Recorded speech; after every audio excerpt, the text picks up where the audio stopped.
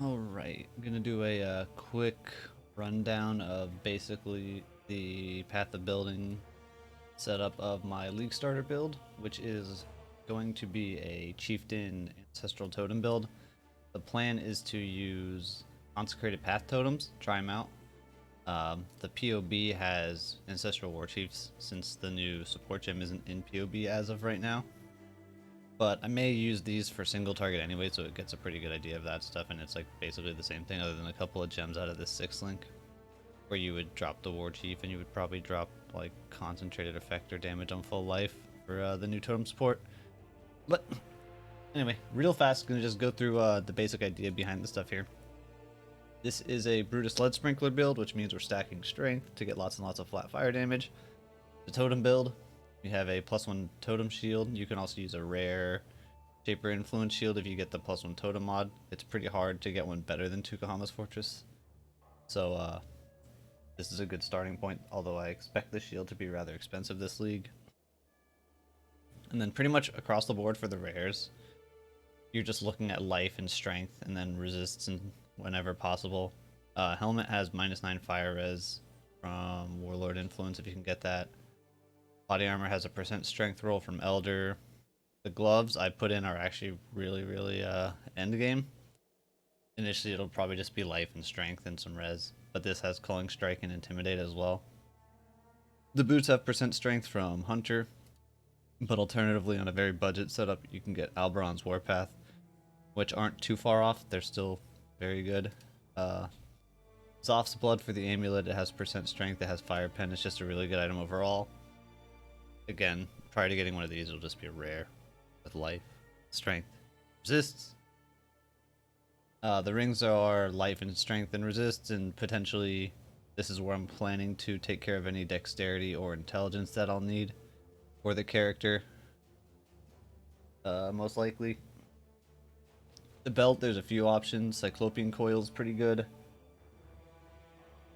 Does give you freeze immunity and potentially, or does give you ignite immunity and potentially freeze immunity, but it's quite a bit less damage than either a heavy belt with Elder Influence for % attributes, or ideally a synthesized belt that has a % strength implicit. This one's actually very easy to make crafted into a good belt, but getting the base is the expensive part. And then currently for the flasks, I've got a Wise Oak, Granite Flask, Sulfur Flask, Quicksilver. I don't even have an Adrenaline roll. I don't know if it's going to be worth it, but these might change out. Jewels, all the rare jewels that aren't cluster jewels, you want to prioritize life and attack speed, since you don't get a lot of attack speed elsewhere. Lethal Pride is in on the left side of Marauder, mainly just to hit all the nodes that you've spec'd already in the area, and get like % strength rolls on the notables ideally. And you can also get things like totem damage and melee damage and double damage. Those are all really good. There's a Might of the Meek to the right of Marauder. This hits all these life nodes at the start, and you can also do a weird path out like this, where I'm spending 1 point and instead of getting this life node, getting these 2 strength nodes that are getting boosted by the Might of the Meek. It's just a really solid stat value on that jewel overall. And then I'm gonna try some cluster jewels. Don't know how long it'll take to get them, but and the large cluster jewel may change. I'm not exactly sure what I want to do with this, but currently I have a mace one in with Overlord. Isn't necessary at all, and it's also really rare to get, so I probably won't have this mod. But it does give Fortify on hit, which would actually give your totems Fortify on hit, which makes the totems tankier, which is good. Doesn't give you Fortify. You'd have to get it yourself from like Vigilant Strike. And weight advantage is a pretty good stat, or node rather. Damage, double damage, and some strength. And then the mediums. This is the big one, Sleepless Sentries, Onslaught if you've summoned a totem recently.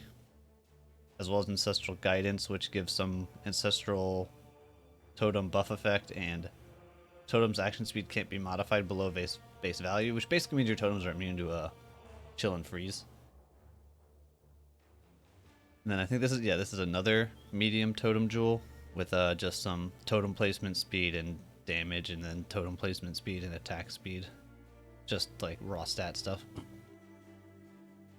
That covers basically all the items. The skills, I've got the main 6-link. Like I said, this will probably be Consecrated Path initially as I test it out, and I might try other slams. There's a second 4-link that's Ancestral Protector, and this is pretty much always going to be Ancestral Protector for me. It has to be linked to multiple totems to give the extra max cap, so then you can have essentially 3 of your main totem plus 2 of this Protector totem. The main benefit of this is that when you have the Protectors out, you're getting 20% more attack speed. Then I also use this to get a Combustion to get the minus fire res debuff. This here is probably going to be Flesh and Stone for me. It's linked to Arrogance for aura effect, and this will be a free aura because either through the shield or through the passive tree I'm going to have Mortal Conviction. But POB doesn't seem to know how Mortal Conviction works, so it's not turned on right now. And then other things that I have in here, I'll be using an Enduring Cry in some capacity. I'll have a Flame ability and a Flame Dash most likely in some capacity. And I think this is a 4-link that'll be in for sure, like Shield Charge. Maybe a different movement skill, probably Shield Charge and Vigilant Strike, Ancestral Call faster attacks. Might change that up a bit. One thing notably missing is I don't have any casting damage taken in here. I don't have any guard skills in here. I didn't put them in the POB because I don't know exactly what I'm going to do for that stuff. I gotta get a feel for like how the changes to casting damage taken and all that work. But there's still plenty of gem space left, I believe. I have a 6-link, 2 4-links, and then the combination of these could essentially go in the weapons. And I'd still have a whole 4-link left over, more or less. But I'll play with that as it goes. And then on the passive tree, other than the jewel stuff that I showed before, it's pretty heavily just life and traveling around a fair bit to get things like very, very high value stuff like Lava Lash, like the Totem Cluster down here for Panopticon, Utmost Might. I path through Blood Magic, even though the shield already gives it to us, just for the 10% life nodes behind it. Resolute Technique, this is a no crit, nothing, always hit build. You don't need any accuracy, you don't need to worry about any of that. And obviously Ancestral Bond, because it's a totem build. It's pretty straightforward on the tree. It's pretty basic, I would say. But I believe that about covers everything for the setup endgame. As always, this stuff is subject to change. This POB again will be in the video description, probably like right at the top for anyone wants to look at it. I also put a rough idea of how I'm gonna do a leveling tree. I'm gonna try leveling with slam totems as soon as I can. Basically, I don't know if it's gonna be good. I just it'll be a fun thing maybe, but we'll see. The plan is to get like some Marauder damage at the start, and then book it almost immediately to Ancestral Bond, and at the very least by level 28 when I can use Consecrated Path and I can use a new totem support. I'm just gonna do Consecrated Path totems and see how it goes. I've got some Templar damage stuff, got RT. Extra conversion, and I think I'm gonna use like probably just 2-handers, like whatever, you know, physical DPS 2-handers I find for rares while leveling. I don't know what my plan is in between then and getting a lead sprinkler. I'm kind of just winging it.